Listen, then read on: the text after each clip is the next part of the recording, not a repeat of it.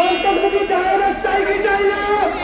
যদি আগামী দিনে দেশে পরিবর্তন চাই, যদি আগামী দিনে বিচারে পরিবর্তন চাই, এই দেশের ভাগ্য পরিবর্তন করতে চাই, এই দেশের সংস্কার চাই, আগামী দিনে আমরা ইনশাআল্লাহ সকলে মিলে গণভোটে হাত বাঁধব ইনশাআল্লাহ।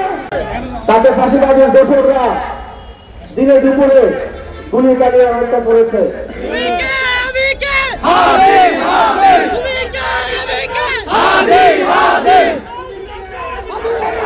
আমরা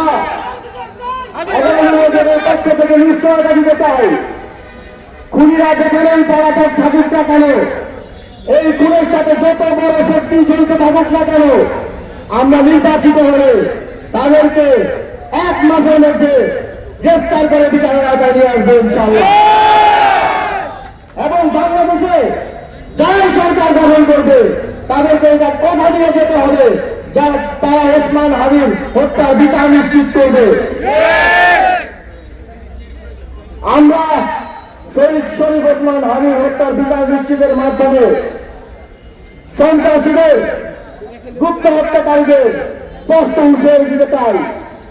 বাংলাদেশের জনগণের প্রতিনিধিদের, বাংলাদেশের আধিপত্যবাদ বিরোধী জনগণের প্রতিনিধিদের হত্যা করার পরিণতি কি হয়? তবে এক হাজি ভাই চলে গেল, তিনি আরো লাখো মানুষের মনে তার যে রাজনীতি, তার যে নির্মাণের রাজনীতি, তার যে আধিপত্যবাদ বিরোধী আগ্রাসন বিরোধী রাজনীতি, তা হাজারো মানুষের, লক্ষ মানুষের হৃদয়ে ধারণ করিয়ে দিয়ে গেছেন।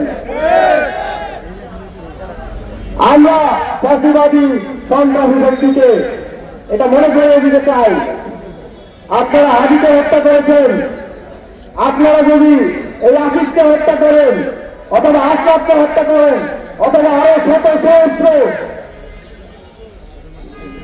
আধিপত্যবাদ বিরোধী তরুণদেরকে হত্যা করেন, কোন লাভ হবে না। আপনারা আমাদেরকে যত মারবেন আমাদের মতো আরো লাখো লাখো তরুণ বাংলাদেশে জন্ম নেবে এবং একটি পুরো প্রজন্ম নিশ্চিত করবে আপনারা যেন কোন ধর্মটা এই বাংলার মাটিতে ফিরে আসতে না পারেন। এখন একটা 5 বছরের বাচ্চাও জানে আওয়ামী লীগ কি, ফাঁসিবাদ কি এবং ফাঁসিবাদীদের কি পরিণতি হওয়া প্রয়োজন। সে যখন বড় হবে, সে বড় হয়ে এই একই চেতনায় আপনাদের ফিরে আসার দরজা আজীবন বন্ধ রাখার জন্য কাজ করে যাবে, আন্দোলন করে যাবে। সংগ্রামী বন্ধুগণ, আবারও আমাদের দেখা হবে ইনশাআল্লাহ 12 ফেব্রুয়ারির পর বিজয়ের মিছিলে। আবারও দেখা হবে 12 ফেব্রুয়ারির পর নতুন এক বাংলাদেশে। আবারও দেখা হবে বিজয়ের বাংলাদেশে ইনশাআল্লাহ। সেই পর্যন্ত আপনারা আপনাদের লড়াই চালিয়ে যাবেন। সাতলাকলির জন্য, গণভোটে হ্যাঁ ভোটকে বিজয়ী করার জন্য আপনারা যে কার্যক্রম পরিচালনা করছেন সেটা চালিয়ে যাবেন, এই প্রত্যাশা ব্যক্ত করে আমার বক্তব্য শেষ করছি। আসসালামু আলাইকুম।